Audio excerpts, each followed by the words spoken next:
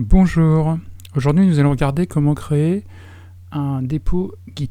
Alors là je suis dans un dossier qui s'appelle cdemo qui est vide.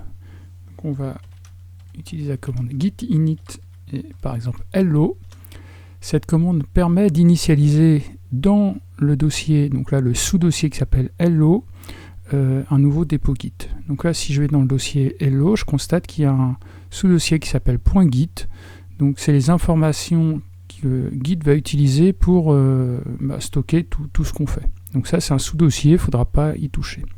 Donc là je suis dans cdemo, je vais me placer dans le sous-dossier hello. Donc là je suis à l'intérieur de mon nouveau dépôt. Alors une première commande qui est intéressante de connaître, c'est une commande qui s'appelle git status, qui va me donner l'état de mon dépôt. Alors qu'est-ce qu'on constate? Donc on constate qu'on est sur la branche qui s'appelle master, on constate que rien n'a été sauvegardé dans notre démo jusqu'à présent, et on constate qu'il n'y a aucun fichier qui a été créé dans notre dépôt. Donc ça c'est normal, on vient de le créer. On va commencer par créer un fichier, donc on va créer par exemple un fichier Python, donc on va l'appeler hello-1. Voilà. Donc j'ouvre ce fichier. Par exemple, on va tout simplement, voilà, ce fichier il marque print hello. Voilà, et on le sauvegarde. Alors là j'ai fait avec un fichier Python, ça pourrait être fait avec n'importe quel fichier. Alors là on vient de faire une modification dans ce qu'on appelle le working directory, donc l'espace de travail dans Git. Alors on va regarder à nouveau avec la commande git status, on va essayer de comprendre quelle est la nouvelle situation. Alors là, qu'est-ce que nous dit Git? Il dit qu'on est toujours sur la branche master, c'est normal, on n'a rien fait. Il nous dit que rien n'a été sauvegardé. Par contre, il nous précise qu'il y a un fichier qui est non suivi, donc qui s'appelle hello-1.py, c'est le fichier qu'on vient de créer.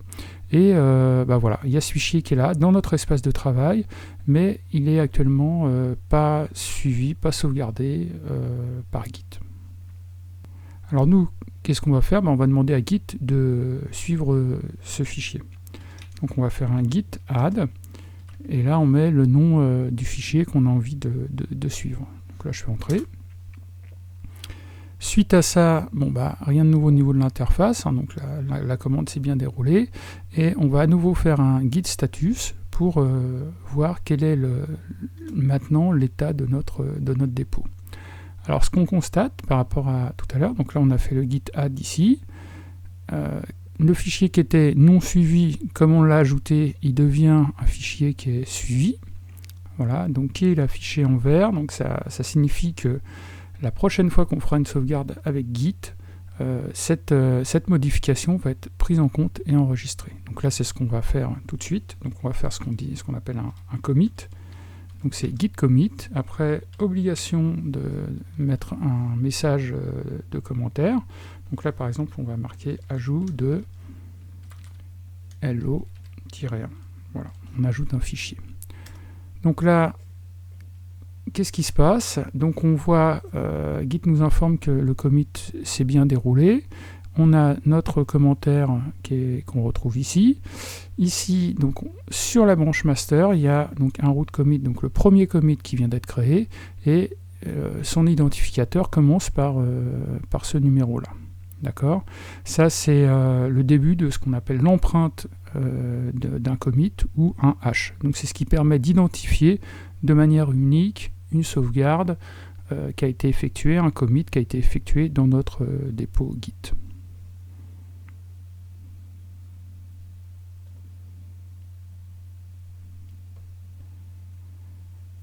Donc regardons à nouveau l'état de notre dépôt. Donc pour faire ça, on réutilise la commande git status.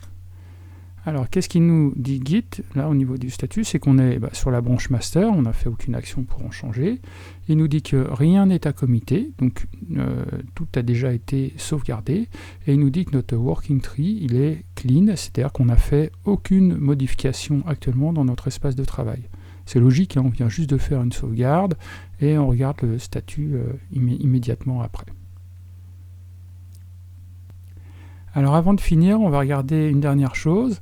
On va regarder comment avoir la liste de tous les commits qu'on a fait actuellement dans notre dépôt. Donc c'est git log qui permet de savoir ça. Donc là, on nous explique qu'il y a un seul commit qui a été fait. Donc ce commit, il est identifié, donc son hash, son empreinte, elle est donnée intégralement ici. Hein. On voit que ici, il y avait le début de l'empreinte qui était là, hein, donc, et ici c'est l'identificateur complet. On est toujours sur la branche master, et on peut également lire donc quel est l'auteur et quand a été effectué ce commit, ainsi que le message qui lui a été associé. Donc voilà, arrivé à ce stade, on a créé notre premier dépôt local Git, en y sauvegardant un fichier. Et donc sur ce, je peux vous remercier pour votre attention et puis vous dire à bientôt. Au revoir.